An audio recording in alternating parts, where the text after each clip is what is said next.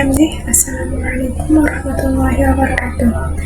Perkenalkan, nama saya Mel Farida, kelas 3E, Prodi Pendidikan Agama Islam, Fakultas Tarbiyah Institut Agama Islam Hamzanadi Pancor. Saya akan menjelaskan tentang sejarah pendidikan agama Islam dan moderasi beragama. Sebelum kita lanjut, perlu diketahui terlebih dahulu apa sih itu moderasi. Moderasi beragama adalah konsep yang menekankan sikap tengah, toleransi, dan harmoni dalam menjalankan dan memahami agama. Moderasi bertujuan untuk mencegah sikap radikalisme maupun liberalisme yang ekstrim. Dengan moderasi beragama, diharapkan umat dapat hidup rukun, menghormati perbedaan, dan berkontribusi dalam membangun masyarakat yang damai.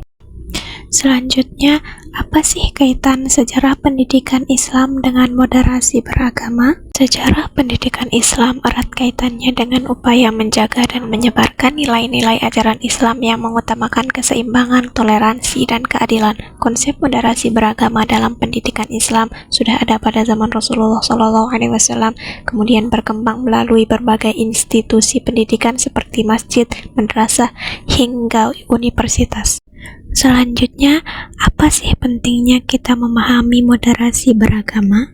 Memahami moderasi beragama sangat penting dalam konteks sosial dan keagamaan pada masa ini karena ada beberapa hal. Yang pertama, menghindari ekstremisme. Moderasi beragama menekankan sikap tengah, yaitu tidak terlalu radikal dan tidak terlalu liberal. Sikap ini membantu mencegah konflik yang sering muncul akibat paham ekstremisme yang dapat memicu kekerasan atau intoleransi. Yang kedua, mendukung keharmonisan sosial. Moderasi beragama mendorong sikap saling menghormati dan toleransi sehingga menciptakan harmoni di tengah perbedaan. Hal ini penting untuk menjaga persatuan dalam keberagamaan. Yang ketiga, meningkatkan pemahaman dan dialog antar agama. Moderasi beragama membantu seseorang untuk memahami agamanya sendiri dengan lebih baik sekaligus terbuka terhadap keyakinan orang lain. Hal ini mempermudah dialog antar agama yang dapat memperkuat kerjasama dan solidaritas di masyarakat. Yang keempat, menyikapi globalisasi dan teknologi. Di era globalisasi dan digital, penyebaran informasi yang salah tentang agama sering terjadi. Pemahaman moderasi beragama membantu masyarakat menyaring informasi dengan bijak dan tidak mudah terprovokasi oleh narasi yang menghasut. Dengan memahami dan menerapkan moderasi beragama, masyarakat dapat hidup lebih rukun dan seimbang, sekaligus menjadikan agama sebagai sumber inspirasi untuk membangun dunia yang lebih damai dan berkeadilan. Dalam bermoderasi, kita dapat mencontoh salah satu tokoh, yaitu Imam Syafi'i, atau nama lengkapnya Muhammad bin Idris Asy-Syafi'i.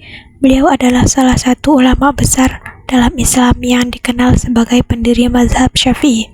Mazhab ini menjadi salah satu dari 4 mazhab utama dalam fikih Islam. Beliau lahir di Gaza, Palestina, dan menghabiskan masa kecilnya di Mekah.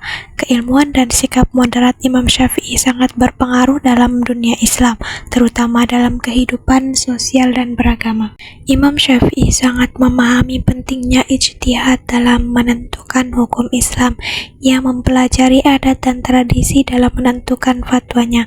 Contohnya ketika ia berpindah dari Irak ke Mesir, ia merevisi beberapa pendapat hukumnya agar sesuai dengan situasi masyarakat Mesir. Imam Syafi'i dikenal sangat toleran terhadap perbedaan pendapat.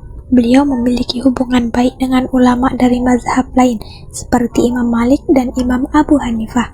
Sikapnya ini mencerminkan semangat persaudaraan dalam Islam. Meskipun ada perbedaan pandangan, beliau sering berkata, "Pendapatku benar, tetapi mungkin salah. Pendapat orang lain salah, tetapi mungkin benar." Lalu pertanyaannya, apa langkah konkret yang bisa kita ambil untuk mengedepankan moderasi dalam kehidupan sehari-hari? Sekian dari saya. Assalamualaikum warahmatullahi wabarakatuh.